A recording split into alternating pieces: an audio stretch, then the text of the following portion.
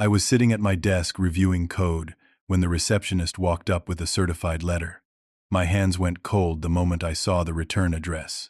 Caldwell and Associates, attorney at law. Inside was a legal petition filed by my own parents seeking to have me declared mentally incompetent with guardianship over my finances. The reason stated my irrational refusal to support my younger brother Tyler and my delusional belief that I did not owe my family my entire salary. A court hearing was scheduled in 10 days.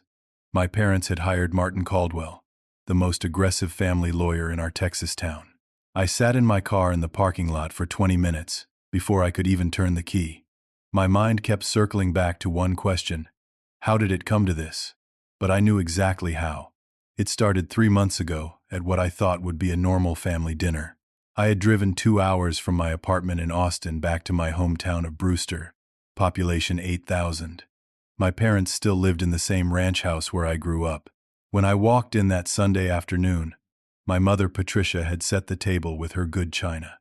That should have been my first warning. She only used the good china for serious occasions. My father Donald sat at the head of the table like always.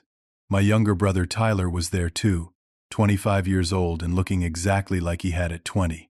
Same wrinkled shirt, same blank expression, same aura of someone who had never faced a single consequence in his entire life. We made it through the pot roast before my mother cleared her throat. She had this look on her face, the one she used to get when she was about to tell me I needed to do better in school or help out more around the house. Except I was 32 years old and had not lived at home in over a decade. "Walter," she said, using my full name like I was 10 years old again. "Your father and I need to discuss something important with you. It concerns Tyler and your responsibilities as his older brother." I set down my fork. Tyler was picking at his mashed potatoes, not making eye contact. He never made eye contact when things got uncomfortable. He just retreated into whatever video game world he was thinking about. Patricia continued, "Tyler has had a difficult few years. He tried college twice, but it was not the right fit for him. He has been exploring his options and trying to find his path." She said it like Tyler was on some kind of spiritual journey instead of sitting in their basement playing games 16 hours a day. "Mom," I said carefully, "I know Tyler has had some challenges. If he wants help finding a job or going to trade school, I am happy to help with that." My father spoke up then, his voice hard. "That is not what we are asking. We raised you both. We fed you, clothed you, paid for your education. You have a good job now making good money. Tyler needs support while he figures things out. It is time you stepped up and helped your family." I felt something cold settle in my stomach. "What exactly are you asking me to do?" My mother reached across the table like she was going to take my hand, but I pulled back. "Walter, honey, you make over $90,000 a year at that computer job. You live alone in a little apartment. You do not have a wife or children. What do you need all that money for? Tyler needs help. We need help taking care of him. We think it is only fair that you contribute to the household." "How much?" I asked flatly. "Your father and I calculated it out. After taxes, you should be bringing home around $60,000. We think that is a reasonable amount to send home each month. Well, each year. $5,000 a month." I actually laughed. It was either laugh or start yelling. "You want me to give you my entire salary? To support Tyler, who is a fully grown adult with no job and no plans to get one?" Tyler finally spoke up, his voice whiny. "It is not like that, Walter. I am working on stuff. I have ideas. I just need some time and support to get them going." "What ideas?" I asked him directly. "What are you working on?" He mumbled something about starting a streaming channel and building an online brand. The same thing he had been saying for 3 years. My father slammed his hand on the table. "This is not a negotiation, Walter. We are telling you what needs to happen. You owe this family. Everything you have, everything you are, you owe to us. We sacrificed to raise you. We went without so you could have opportunities. Now it is your turn to sacrifice." I stood up. "I am not giving you my salary. I am happy to help Tyler find actual employment. I will pay for certification courses. I will help with a resume. I will even let him stay with me for a few months if he seriously commits to job hunting. But I am not funding his refusal to grow up." My mother started crying then. real tears streaming down her face. How can you be so cruel? How can you turn your back on your own brother, on your own family? We gave you everything. And this is how you repay us? I looked at Tyler. He was staring at his plate, but there was this little smirk on his face. He was enjoying this. He liked watching our parents fight his battles while he did nothing. I picked up my keys. I love you all, but I am not doing this. When Tyler is ready to act like an adult, I will be here to help. Until then, I am not enabling him. My father stood up too, his face red. You walk out that door. You are making a choice. You will regret turning your back on this family, Walter. You will regret it. I walked out anyway. I drove back to Austin and tried to convince myself that they would calm down, that they would realize how unreasonable they were being, that we would eventually work through this like families do. That was 3 months ago. I had not spoken to them since. And now, sitting in my work parking lot holding a legal petition, I realized they had not been bluffing. They had not calmed down.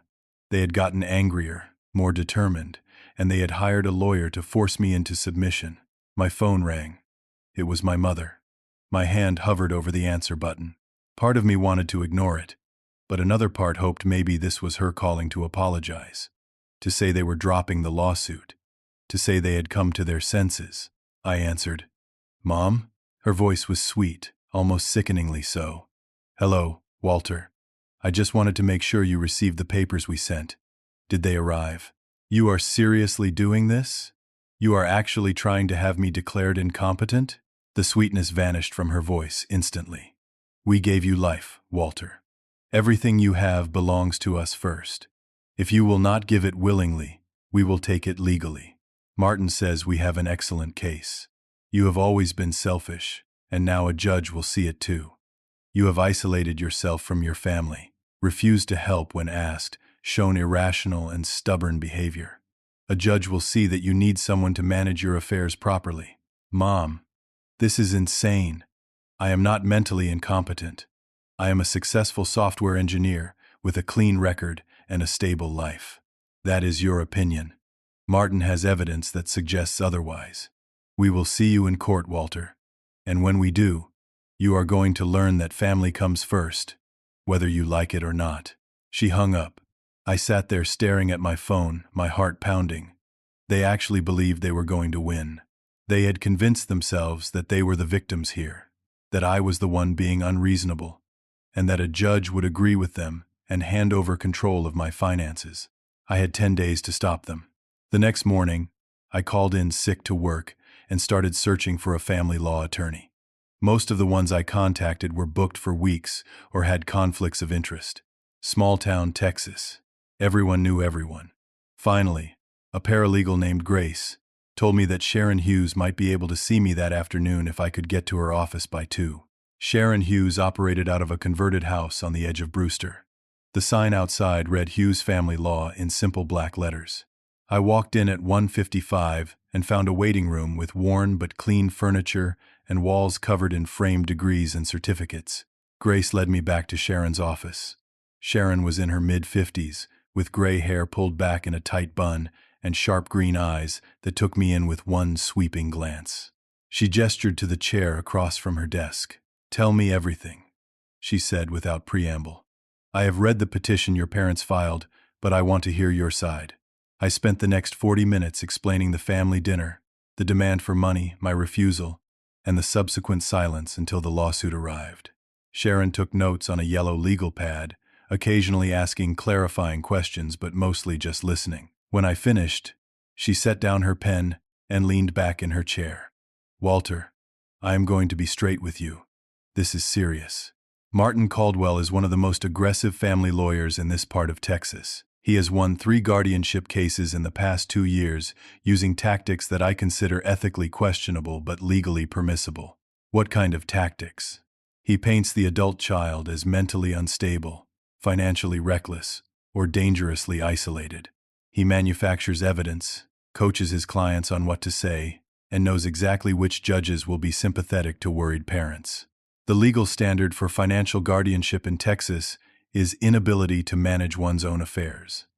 That is a broad standard. Martin exploits the ambiguity. She opened a folder and pulled out several pages. I pulled your case file from the courthouse this morning. Look at what they have submitted as evidence. She spread the pages across her desk. There were photographs of me looking disheveled, hair messy, wearing a stained shirt, eyes half closed. I recognized the moment. It was at the grocery store 2 weeks ago, right after I had finished a brutal workout at the gym. I was sweaty, exhausted, and had not bothered to change before running in to grab protein powder and eggs. Someone had taken those photos without my knowledge. There were sworn statements from my parents claiming I had shown erratic behavior, refused to communicate with family, made irrational decisions with money, and displayed signs of mental distress. There was even a letter on medical letterhead from Dr. Harold Simmons suggesting that I undergo a psychiatric evaluation. I knew Dr. Simmons. He had been my parents' family doctor for 30 years. He had never met with me privately as an adult. "This is all fabricated," I said. "I went to that grocery store after the gym. I was tired, not mentally unstable. I have not refused to communicate. They cut me off after I would not give them money, and Dr. Simmons has never evaluated me." Sharon nodded grimly. "I believe you, but in court, it comes down to credibility and presentation. Martin will put your parents on the stand. They will cry. They will talk about how worried they are. They will paint themselves as concerned family members trying to help a troubled son. Unless we can prove they are lying, the judge might believe them." "Can we prove it?" Sharon hesitated. "That is the challenge. Your parents are making subjective claims about your behavior and mental state. Hard to disprove. The photos are real, even if the context is misleading. And Dr. Simmons has a valid medical license. His letter does not diagnose you with anything specific, just recommends evaluation. Technically, he is covered. So what do? We build a counter-narrative. We show that you are financially responsible, mentally stable, and that this is a shakedown by family members who want access to your money. We get character witnesses, show your employment record, demonstrate that you have offered reasonable help to your brother that was refused. We expose their true motives." She pulled up something on her computer and her expression darkened. "Walter, there is something else you need to know. The judge assigned to your case is Harold Brennan. Do you know him?" I shook my head. "Judge Brennan goes to the same church as your parents. He is known for his traditional values and his belief in strong family structures. He has ruled in favor of Martin Caldwell in 4 out of 5 of his recent family cases. Martin knew exactly what he was doing by filing in this jurisdiction on this date. He made sure your case landed on Brennan's docket." My stomach dropped. "So the judge is biased before we even walk in?" Sharon met my eyes. "I cannot prove bias, but I can tell you that Judge Brennan believes strongly in family unity. He has ordered adult children to provide financial support to parents in previous cases. He views refusal to help family as a moral failing. We are walking into his courtroom at a serious disadvantage." I felt the walls closing in. "How much is this going to cost me?" "My retainer is $10,000. If this goes to a full hearing, you are looking at $15,000 to $20,000 total in legal fees, and that is assuming we win. If we lose and guardianship is granted, your parents will control your finances, and getting that reversed on appeal could take years and cost even more. I had about $80,000 in savings and investments. This lawsuit was already eating into my financial security, which was probably part of their plan. Bleed me dry until I had no choice but to give in." "I will pay whatever it takes," I said. "I am not letting them win." Sharon nodded. "Then we fight. But Walter, I need you to understand the stakes. If we lose this, your parents will have legal access to your bank accounts. They can drain your savings, control your paycheck, make financial decisions on your behalf. It could take months or years to undo the damage. Then we had better not lose." Sharon started outlining our strategy, but I could barely focus. All I could think about was my father's voice at that dinner table. "You will regret turning your back on this family." They had meant it, and now they were following through. The next week felt like falling down a hole with no bottom. Every day brought some new disaster, some new pressure tactic designed to break me. It started 3 days after I hired Sharon.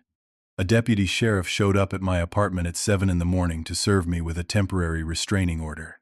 My parents had filed an emergency motion claiming that I had threatened them and they feared for their safety. I stood there in my pajamas, staring at the paperwork. "I have never threatened them," I told the deputy. This is completely made up. He just shrugged. Sorry, sir. I am just serving the order. You need to stay at least 500 feet away from your parents and have no direct or indirect contact until the court hearing. Violation of this order is a criminal offense. After he left, I immediately called Sharon. She had already heard about the order.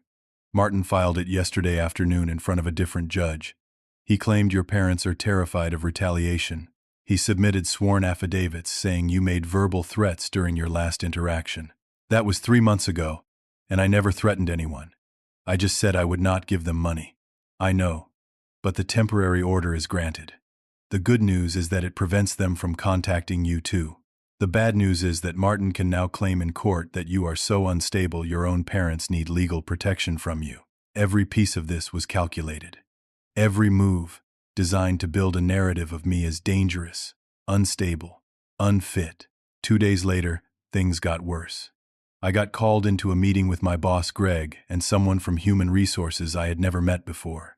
Her name was Carol, and she had the kind of carefully neutral expression that people use when delivering bad news. Walter, Greg said, clearly uncomfortable.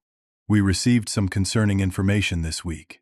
A phone call from someone claiming to be a family member said that you are currently under psychiatric evaluation and that there are concerns about your stability. My face went hot. That is a lie. Someone is spreading false information to sabotage me. Carol folded her hands on the table. We are not making any judgments about the truth of these claims. However, given the nature of the allegations and the fact that there is apparently ongoing legal action, we think it is best if you take some time off. Paid administrative leave while you sort out your personal matters. I looked at Greg. He would not meet my eyes. This is really happening. You are putting me on leave because of a phone call from my parents' lawyer? Greg finally looked up. Walter, you are a good employee, but we have to think about the company. If there is any truth to these allegations, if there is any risk, we need to protect the team. Take the time. Deal with your legal stuff. And when it is resolved, we will reassess. I was being punished for being a victim. My reputation at work, which I had spent years building, was damaged because my parents were willing to lie to anyone who would listen. I walked out of that building knowing that everyone would be talking about me within an hour. Walter had some kind of breakdown. Walter is dealing with mental health issues. Walter might be dangerous. The truth did not matter. The accusation was enough. By the time I got home, I had 3 missed calls from Sharon and 2 texts. The first text said, "Call me immediately." The second said, "Do not talk to anyone until we speak." I called her from my car. What happened? Martin Caldwell has subpoenaed your bank records, your employment files, and your medical records from 2 years ago when you saw that therapist for work stress. He is building a profile. He can do that? With the guardianship petition active, yes. He is claiming he needs to assess your financial management and mental health history. The judge granted the subpoenas. I had seen a counselor for 8 sessions 2 years ago when I was dealing with a stressful project at work and some insomnia. Standard stuff. But I knew exactly how Martin would spin it. History of mental health treatment. Ongoing instability. Needs intervention. What else? I asked. Because I could tell from Sharon's voice there was more. He has lined up 3 character witnesses. Friends of your parents who will testify about your supposed erratic behavior and your refusal to maintain family relationships. I do not even know who these people are. They have never met me as an adult. Does not matter. They will say what Martin tells them to say. We need our own witnesses. But Walter, most people do not want to get involved in family legal battles. It makes them uncomfortable. What about my coworkers? You are on administrative leave. That actually hurts us now. Martin will use it as evidence that even your employer thinks you are unstable. Every move I made, every defense I tried to mount, somehow got twisted into more evidence against me. It was like fighting in quicksand. That evening, my girlfriend Emma came over. We had been dating for about 6 months. Nothing too serious yet, but I liked her. She was a nurse at the county hospital, smart and practical, and I thought maybe she could become something more permanent. She sat on my couch, looking through the legal papers I had spread across my coffee table. Her face was pale. "Walter, This is really intense. Your parents are saying you threatened them, that you need psychiatric evaluation, that you are financially irresponsible. None of it is true, I said. They are mad because I would not give them money, so they are trying to force me. But why would they do this? Why would parents try to hurt their own son like this? Because they want what they want, and they do not care what it costs me. Emma was quiet for a long time. Then she said quietly, "Maybe you should just work something out with them. Give them something to make this go away." "Is it really worth all this?" I stared at her. "You think I should give in? Pay them off for making false accusations? I am just saying, is being right worth losing everything? Your job, your savings, your reputation. Maybe compromise is not the worst thing. This is not about compromise, Emma. This is about them trying to control my life and steal my money. If I give in now, they will never stop." She stood up and gathered her purse. "I cannot handle this kind of drama, Walter. I am sorry, but I have my own life and my own stress. I cannot be part of whatever this is." She left. Just like that. 6 months gone because standing by me was too complicated.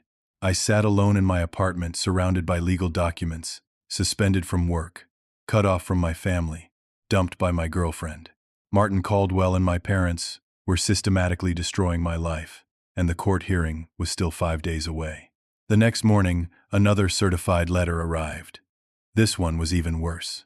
My parents had filed a separate civil lawsuit claiming I had verbally agreed to support Tyler and was now breaching a family contract. They were suing for $200,000 in damages for breach of contract and emotional distress. 2 lawsuits now, the guardianship case and a civil suit, both designed to crush me financially and emotionally. Sharon explained that this was a common pressure tactic. They were trying to force me to settle before the guardianship hearing. "Martin has scheduled a mandatory settlement conference for tomorrow afternoon," Sharon said. "The day before the guardianship hearing. He is going to make you an offer. It will probably be steep, but less than the total exposure you are facing with both lawsuits. And if I refuse, then we go to court in 2 days and roll the dice with Judge Brennan." That night, I could not sleep. I kept running through scenarios. What if Sharon was wrong and we had a chance? What if she was right and I was about to lose everything? What if I should just pay them off and move on with my life? But every time I thought about giving in, I thought about Tyler smirking at that dinner table. I thought about my mother's cold voice on the phone. I thought about my father slamming his hand on the table and demanding my obedience. If I gave them money now, I would never be free of them. They would own me. And Tyler would continue being a parasite while I worked to fund his uselessness. At 2 a.m, my phone buzzed with an email. Sharon's paralegal had been going through Martin Caldwell's filings again, and noticed something odd in the dates and statements. Sharon wanted me at her office first thing in the morning. I showed up at 8. Sharon looked like she had not slept either. Her desk was covered in highlighted documents and sticky notes. "Tell me," she said, "when was the last time you were physically at your parents' house?" "August 17th. I stopped by to drop off a birthday card for my mom. I was there for maybe 10 minutes. She was cold to me, so I left." Sharon slid a document across the desk. "This is your mother's sworn statement in the guardianship petition. She claims you threatened her on October 15th at the family home. She describes you showing up unannounced, yelling at her, and making threatening gestures before leaving. That never happened. I have not been there since August." Sharon slid another document over. "This is your father's sworn statement in the civil lawsuit. He claims you have not visited the family home since August and have refused all contact." I looked at both documents. Wait, they are contradicting each other. My mother says I threatened her at the house in October. My father says I have not been to the house since August. They both swore under oath. Sharon nodded slowly. "Exactly. Both statements cannot be true. Either your mother is lying about the October incident, or your father is lying about when you last visited. Or they are both lying. Can we use this?" "In theory, yes. But Walter, contradictions in family testimony happen. People misremember dates. Judge Brennan might write it off as an honest mistake, especially if he is already inclined to side with them. So it is not enough. Not on its own. But it got me thinking. If they are willing to lie under oath about this, what else are they lying about?" So I did some digging into Martin Caldwell's history. She pulled up several case files on her computer. In the past 4 years, Martin has handled 12 guardianship cases. He has won 9 of them, but 3 of those victories are currently under appeal.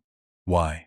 Because the families that lost are claiming fraud, fabricated evidence, coached testimony, perjury. Has anyone proven it? Not yet. These things take years to wind through the system. But I talked to 2 of the other attorneys. They say Martin has a pattern. He manufactures crises, creates false narratives, and then steamrolls families in court before they know what hit them. Can we use that in court? Sharon shook her head. Not directly. It is all allegations at this point. But Walter, here is what I am thinking. If we can get your parents or Martin to contradict themselves under oath during the hearing, if we can catch them in a clear lie, we might be able to convince Judge Brennan that this whole case is built on fraud. That is a lot of ifs. I know. Which is why we need to be prepared for the settlement conference this afternoon. Martin is going to push hard for you to fold. We need to understand what we are walking into. The settlement conference was held in a sterile conference room at Martin Caldwell's law office. The walls were the color of old oatmeal and decorated with generic landscape paintings. A long wooden table dominated the center of the room. Martin Caldwell was everything Sharon had warned me about. Late 50s, expensive charcoal suit, silver hair perfectly styled. He had the kind of confident smile that came from decades of winning. My mother and father sat on either side of him, looking righteous and wounded. Tyler was not there. Tyler never showed up for anything that required actual participation. Martin gestured for Sharon and me to sit across from them. I could not look at my parents. My mother had tissues ready, already dabbing at her eyes. My father sat with his arms crossed, his jaw tight. Martin opened a leather folder and pulled out a document. Let us not waste time. Walter, your parents love you. They want what is best for you. They are willing to drop both lawsuits if you agree to provide reasonable financial support to your family moving forward. He slid the document across to Sharon. She scanned it quickly, and her eyebrows went up. What are the terms? I asked. Martin smiled. $50,000 annually for 5 years, paid in monthly installments, plus a one-time payment of $75,000 to compensate for the past year of refused support and for the emotional distress this situation has caused your parents. I did the math in my head. $325,000 total. More than 4 times my current savings. I do not have that kind of money. Martin shrugged. Sell your car. Take out a loan. Cash out your retirement accounts. Where you get it is not our concern. The alternative is that we proceed to court tomorrow, where Judge Brennan will almost certainly grant guardianship. At that point, your parents will have direct access to all your accounts. They will take what they need. This offer lets you maintain some control and avoid criminal charges. Criminal charges. Ignoring a court-ordered guardianship arrangement can result in contempt charges. This way is cleaner for everyone. I looked at Sharon. She gave the tiniest shake of her head. No, I said. I am not paying you $350,000 for being greedy. My mother spoke up then, her voice trembling. How can you say that? After everything we have done for you? We are your family, Walter. We raised you. We sacrificed for you. And now you would rather fight us in court than help your own brother? Tyler is 25 and healthy. He can help himself. My father leaned forward. You always thought you were better than us, smarter, more successful. You looked down on your brother for not going to some fancy college like you did. You looked down on us for being simple people. Well, you are about to learn some humility, son. We are done asking nicely. Martin held up a hand. Emotions are running high. Walter, Sharon, take some time to discuss this, but I need an answer by tonight. If you refuse, we proceed to the hearing tomorrow. And I promise you, we are prepared. We have evidence you have not seen yet. Security footage, witness statements, documentation of erratic behavior. Judge Brennan will see the truth. What security footage? Martin smiled wider. From your apartment building. 3 weeks ago, you had an altercation with a neighbor in the hallway. Raised voices. Aggressive posture. It is all on camera. We will show that footage to the judge as evidence of your unstable temperament. My blood went cold. That incident did happen. My neighbor across the hall had been drunk and banging on my door at midnight, demanding I turn down music I was not even playing. I had told him to go sleep it off. He had gotten in my face, and I had firmly told him to back off before I called the building manager. Nothing physical, nothing actually threatening. But I could see exactly how Martin would present it in court.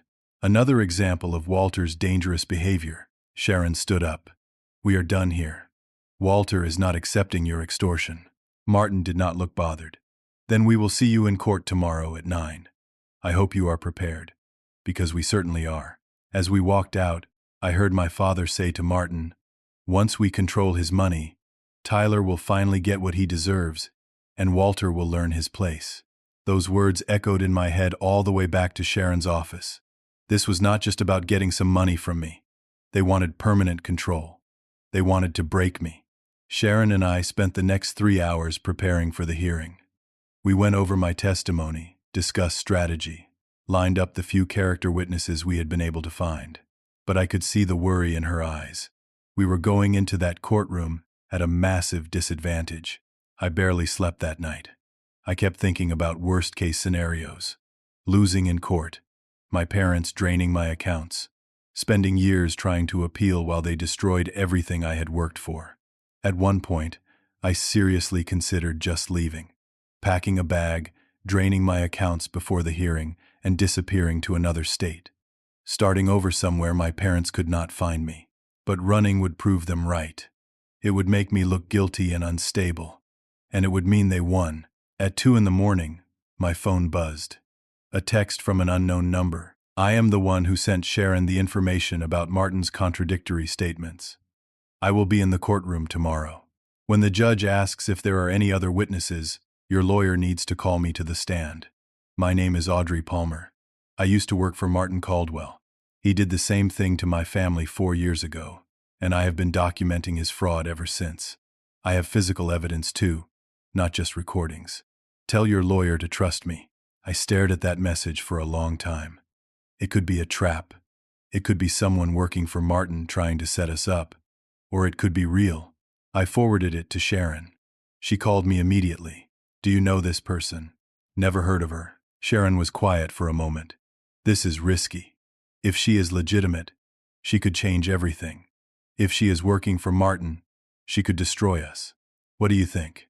Sharon sighed. "I think we are already facing long odds. If this Audrey Palmer is real and has evidence of Martin's fraud, we need her. I am going to do some quick research on her tonight. Try to verify she is who she says she is." I could not go back to sleep after that. I sat in my living room watching the sun come up, knowing that in a few hours, my entire future would be decided in a courtroom. At 6:30, Sharon called. I found her, Audrey Palmer. She was Martin's paralegal from 2019 to 2021. She left his firm under unclear circumstances. I found a sealed case file from 2021. Guardianship petition filed by her parents. Martin represented them. The case was won initially but later reversed on appeal. If her story is true, if Martin did to her what he is doing to you, she has every reason to want revenge. So we use her? I am going to list her as a potential witness. But Walter, I cannot guarantee this works. It could backfire spectacularly. Then we take that chance. Because I am not going down without a fight. We met at the courthouse at 8:30. The building was old limestone, built in the 1930s, with high ceilings and marble floors. My parents were already there, standing with Martin in the hallway. Tyler was with them this time, slouching against a wall and staring at his phone. My mother saw me and immediately looked away, dabbing at her eyes with a tissue. My father just stared, his expression hard and cold. Tyler glanced up from his phone, smirked, and went back to whatever game he was playing. Inside the courtroom, I saw a woman sitting alone in the back row. Early 30s, dark hair pulled back, wearing a simple black suit. She made brief eye contact with me and gave the smallest nod. Audrey Palmer. Judge Harold Brennan entered at 9, exactly. He was in his mid-60s, gray hair, stern face. He looked like someone who had been disappointed by the younger generation for decades and was not about to change his mind now. "This is a hearing on a petition for guardianship," he said. his voice deep and authoritative. The petitioners are Patricia and Donald Garrett, seeking guardianship over the financial affairs of their adult son, Walter Garrett. Let us proceed. Martin Caldwell stood and approached the bench with practiced confidence. Your Honor, my clients are here today out of deep concern for their son's well-being. The evidence will show that Walter Garrett, despite outward appearances of success, is unable to properly manage his financial affairs and has exhibited erratic, concerning behavior that suggests he requires assistance. He turned and gestured toward my parents. Patricia and Donald Garrett are loving parents who only want what is best for their son. They have tried to help him, but he has refused all contact and support. They come before this court not out of malice, but out of love and genuine worry. Martin began presenting his case. He showed the photographs of me looking disheveled at the grocery store. He read excerpts from my therapy notes, carefully chosen lines about feeling stressed and overwhelmed, stripped of all context. He displayed my bank statements, pointing out that I had over $70,000 in savings. Your Honor, what does a single man living alone in a modest apartment need with this amount of money?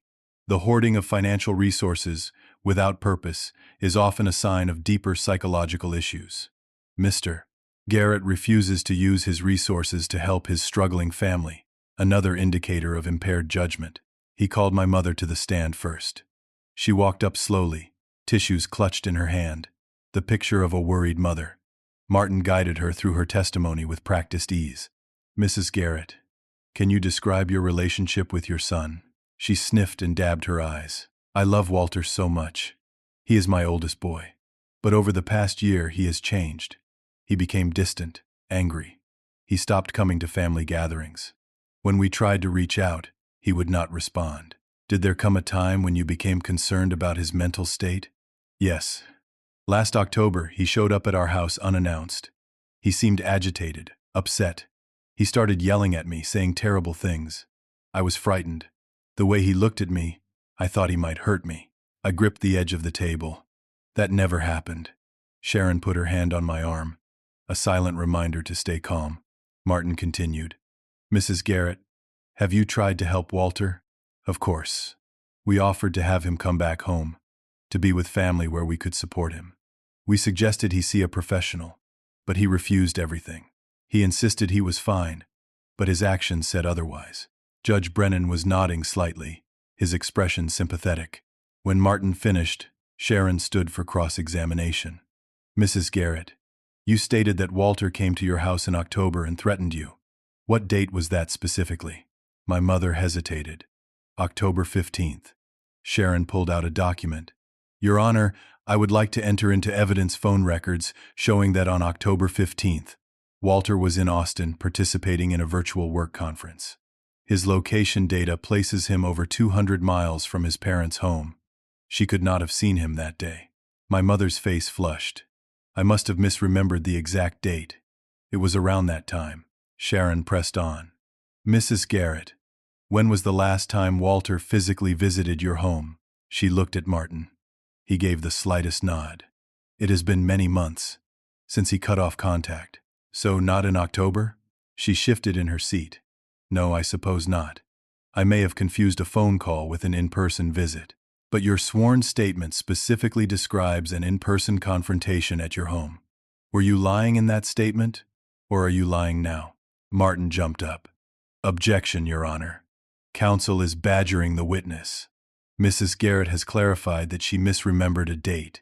This does not invalidate her genuine concerns. Judge Brennan waved a hand. Sustained. Move on, Miss Hughes. Sharon asked a few more questions about the supposed family contract and when it was made. My mother's answers were vague and contradictory, but Judge Brennan did not seem particularly troubled by the inconsistencies. Next, Martin called my father. Donald took the stand with his shoulders back and his jaw set, playing the role of the stern but concerned father. Mr. Garrett, why are you seeking guardianship over your son's finances? Because he has lost perspective. Walter makes good money, but he refuses to help his family. His younger brother needs support, and Walter just turns his back. That is not normal behavior. A man who abandons his family like that. Something is wrong with him. Has Walter been to your home recently? No. He has not visited since August. He has cut us off completely. Sharon was on her feet immediately for cross-examination. Mr. Garrett, you just testified that Walter has not been to your home since August, correct? That is correct. Yet your wife testified that he was there in October and threatened her. My father's face tightened. She was mistaken about the date, or one of you is lying. Your Honor, I have here both sworn statements. In the guardianship petition, Patricia Garrett swears that Walter threatened her at the family home on October 15th. In the civil lawsuit, Donald Garrett swears that Walter has refused all contact and has not visited since August. Both statements cannot be true. Judge Brennan made a note but said, "People misremember dates, Miss Hughes. Do you have evidence that proves malicious intent rather than simple confusion?" Sharon hesitated. "Not yet, Your Honor." "Then let us proceed." Martin then played the security footage from my apartment building. The video showed me standing in the hallway with my neighbor. He was clearly drunk, weaving slightly, gesturing aggressively. I stood with my arms crossed, blocking him from coming closer. My voice was firm but not yelling. The video clearly showed him as the aggressor and me as someone trying to de-escalate. But Martin narrated it differently. Notice Mr. Garrett's aggressive posture. Notice how he positions himself to intimidate. This is a man with a short fuse, someone who resorts to confrontation rather than seeking peaceful resolution. Judge Brennan watched the video with a frown. To me, it looked like I had handled the situation exactly right, but I could not tell what the judge was thinking. Finally, Martin called his medical expert, Dr. Simmons. The elderly doctor took the stand and confirmed he had known the Garrett family for many years. "Doctor, have you had occasion to observe Walter Garrett?" "Yes, though not recently, in a clinical capacity.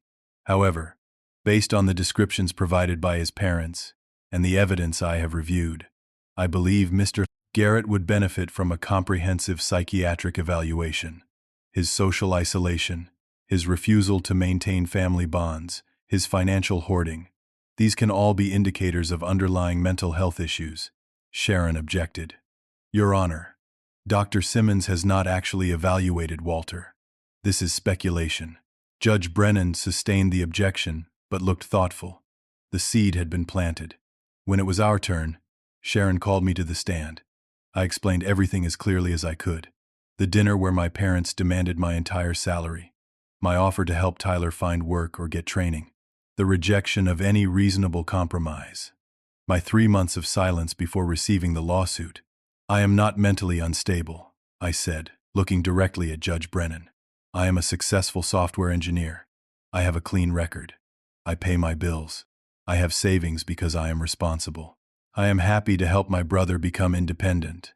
I am not willing to enable him to remain dependent forever. That is not instability. That is common sense." Martin's cross-examination was brutal. He painted me as cold, selfish, judgmental. He twisted every answer. "Mr. Garrett, you make over $90,000 per year, correct?" "Yes."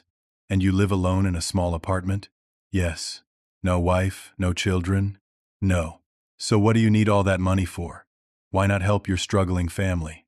"My family is not struggling. My parents own their home. They have retirement savings. My brother is a healthy adult who chooses not to work. There is a difference between need and want. So you have decided your brother does not deserve support. I have decided my brother needs to support himself." Judge Brennan interrupted. "Mr. Garrett, would it really hurt you to help your brother financially, even temporarily?" I met his eyes. "Your Honor, if I give them money now, they will never stop asking. This is not about helping Tyler succeed. It is about funding his refusal to try. If I truly believed he needed help, I would give it. But this is manipulation, not need." Judge Brennan's expression hardened. I could see I had given the wrong answer. He did not like my refusal to bend. Sharon called a few character witnesses, co-workers who testified that I was stable and professional. But it felt weak compared to Martin's presentation. As we neared the end of testimony, Judge Brennan looked at both sides. "Are there any other witnesses?" Sharon stood slowly. "Your Honor, the defense calls Audrey Palmer." Martin Caldwell's face went completely white. The color drained so fast I thought he might faint. My parents looked confused, whispering to each other. Tyler finally looked up from his phone. Audrey Palmer walked to the stand with quiet confidence. She was sworn in and took her seat. Sharon asked, "Miss Palmer, do you know Martin Caldwell?" "I do. I was his paralegal for 3 years, from 2019 to 2021. Do you have knowledge of this case?" "Not this specific case, but I know Martin's methods very well, because he used the exact same strategy against my family in 2021. Martin jumped to his feet. "Objection. This is completely irrelevant and prejudicial." But Judge Brennan, who had been leaning back in his chair, now sat forward. His expression shifted from sympathetic to troubled. "Overruled. I remember that case, Mr. Caldwell. Continue, Miss Palmer." Audrey opened her briefcase and pulled out a thick folder. "Your Honor, I have documented evidence of a pattern of fraud by Martin Caldwell spanning 4 years and at least 7 cases. He specializes in guardianship petitions filed by parents against financially successful adult children. His strategy is always the same: fabricate evidence of mental instability, coach clients to lie under oath, manufacture crises that do not exist, then use the legal system to extract money from victims." She laid out documents on the witness stand. "These are internal memos from Martin's office, instructing clients exactly what to say in their sworn statements. These are drafts of affidavits with handwritten notes showing how Martin edited testimony to make it more dramatic and damaging. These are fee agreements showing that Martin charges a percentage of any money his clients successfully extract from their adult children. He has a financial incentive to maximize family conflict." Martin was objecting constantly, but Judge Brennan waved him off. "Let her finish." Audrey continued. "In my case, Martin convinced my parents to file for guardianship over my finances. He used photographs taken out of context, coached testimony, and a paid medical expert who never actually evaluated me. Judge Brennan granted the guardianship. My parents had control of my bank accounts for 18 months. They drained over $40,000. It took me that long to get the ruling reversed on appeal." She pulled out more papers. "After I left Martin's firm, I started documenting his cases. I found at least 6 other victims. Adult children who had their finances seized by parents using Martin's services. Some are still fighting to get their money back. Some gave up and just paid settlements to make it stop." She pulled out a small digital recorder. "I also have these," Sharon asked. "What are those?" "Audio recordings from inside Martin Caldwell's office. I made them during my time as his employee, which is legal in Texas with one-party consent. These recordings show Martin coaching the Garretts on exactly what to say in their sworn statements, including suggesting they claim Walter threatened them, even though he did not." Martin was on his feet screaming objections. "Your Honor, this is outrageous. These recordings were obtained by a disgruntled former employee. This is a setup." Judge Brennan held up his hand. His face was red, and his jaw was clenched. "Mr. Caldwell, sit down." He looked at Audrey. "Miss Palmer, were these recordings made legally?" "Yes, Your Honor. Texas is a one-party consent state. As an employee in those meetings, I was a party to the conversations." "Play them." Audrey set up a small speaker and played the recordings. The courtroom was silent, except for the voices coming from the device. First recording, Patricia's voice. "Once the judge gives us guardianship, we can drain his accounts before Walter even knows what hit him. Tyler can finally get the money for his streaming equipment." Second recording, Martin's voice. "No, Donald, you cannot say he threatened you. It is too vague. Say he threatened Patricia specifically. Say he showed up at the house. Give me a date. Make it recent. October would be good." Third recording, Patricia laughing. "Harold will believe anything we tell him. He goes to our church. He trusts us." Fourth recording, Martin explaining his fees. "My standard arrangement is 15% of whatever we recover in the first year, 10% ongoing, plus my hourly rate for the court work. If we get guardianship, you are looking at a very profitable arrangement." The recordings played for nearly 20 minutes. By the end, my parents were slumped in their seats. Tyler had actually put his phone away, looking scared for the first time. Judge Brennan's face had gone from red to purple. When the recordings ended, he turned to Martin Caldwell. "Mr. Caldwell, I am referring this matter to the State Bar Ethics Committee immediately. I am also referring this to the District Attorney's Office for investigation of fraud, subornation of perjury, and conspiracy. He turned to my parents. Mr. and Mrs. Garrett, you will be hearing from the DA as well. Lying under oath is a crime. Then he looked at me. Mr. Garrett, the petition for guardianship is denied. Not just denied with prejudice, meaning your parents can never refile this type of case against you. Furthermore, I am ordering Martin Caldwell to pay your legal fees in full. I am dismissing the civil lawsuit as frivolous and sanctioning your parents with court costs and penalties.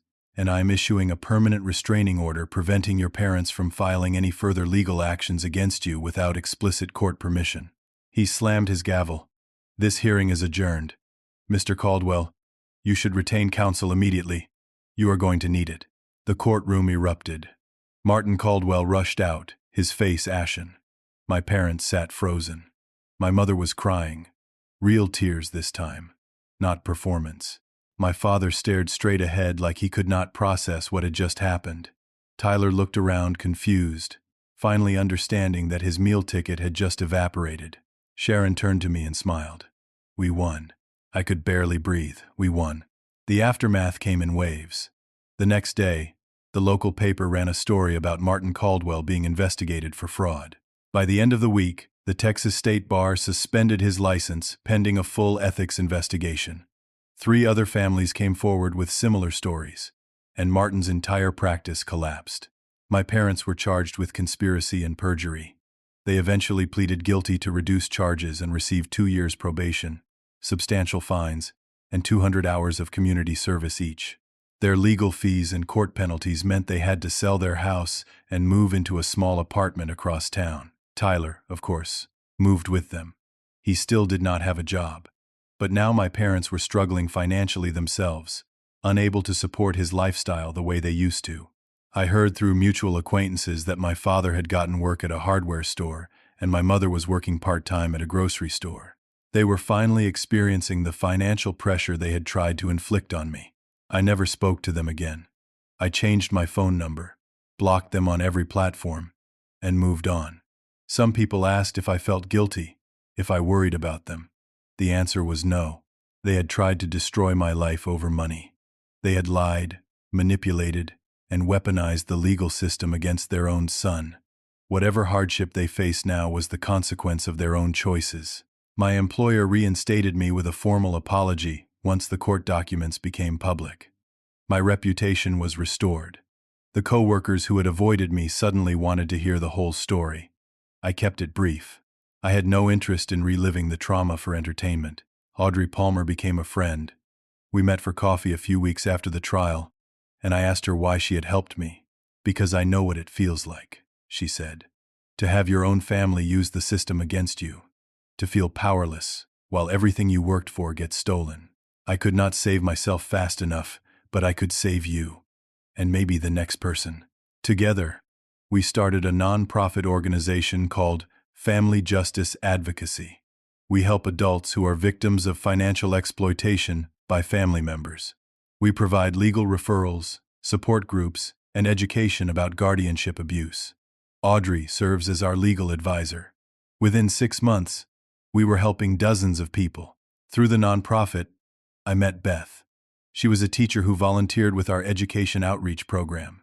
She had a close, healthy relationship with her own family and could not fathom what I had been through. But she did not judge me for cutting off my parents. She understood that some families are toxic and that walking away is sometimes the only option. We started dating slowly. She was patient with my trust issues, understanding about my boundaries. A year later, we moved in together. She made me believe that family could be something good, something supportive, something safe. The last I heard about Tyler, he was 30 years old and still living with our parents, still unemployed, still playing video games in their living room while they struggled to pay rent. My mother apparently still made excuses for him. My father had grown bitter and resentful.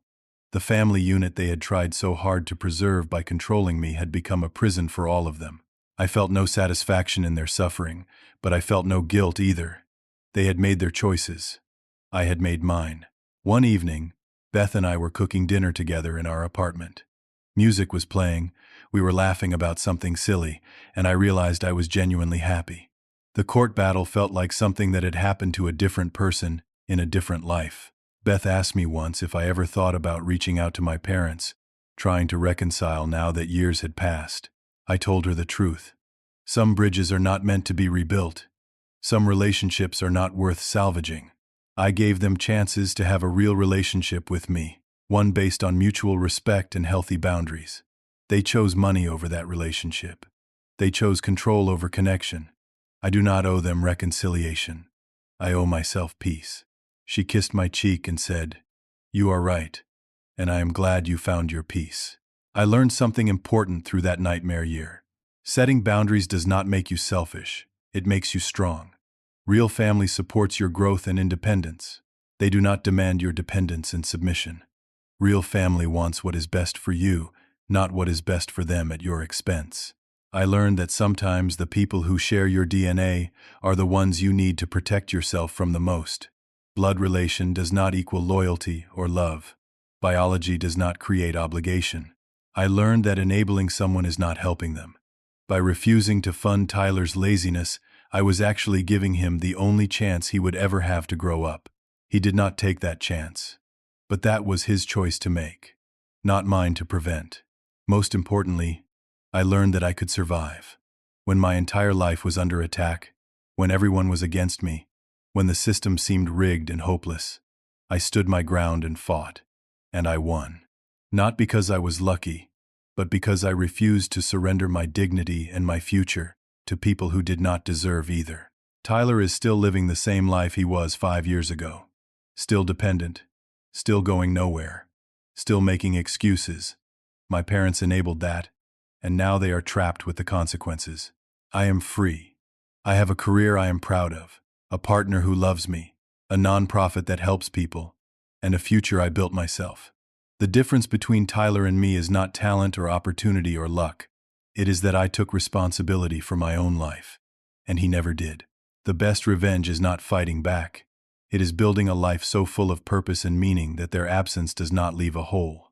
It is proving through your success that you never needed them anyway. I do not hate my parents. I do not think about them much at all anymore. They are just people I used to know who made terrible choices. I hope someday Tyler figures out how to stand on his own feet. I hope my parents eventually understand what they destroyed. But whether they do or not does not affect my life anymore. I am the one who got away, and that is enough. Let me ask you something. Have you ever had to set boundaries with family members who demanded too much from you? How did you handle it? Did people understand? Or did they accuse you of being selfish? Share your story in the comments below. I would love to hear how others have navigated these difficult situations. If this story resonated with you, please hit the like button. It helps more people find these stories and realize they are not alone in facing family dysfunction. Subscribe to the channel for more stories about overcoming adversity and standing up for yourself when everyone else thinks you should just give in. And please share this with anyone who might need to hear that setting boundaries is not selfish, it is necessary. Thank you for listening to my story. I know it was long and painful in parts, but I hope it gave you something to think about. Whether you are dealing with difficult family situations or just trying to understand someone who is, remember that you deserve respect, boundaries, and the freedom to build your own life. Do not let anyone take that from you, no matter how much they claim you owe them. Take care of yourselves, protect your peace, and remember that the family you choose can be stronger than the family you were born into.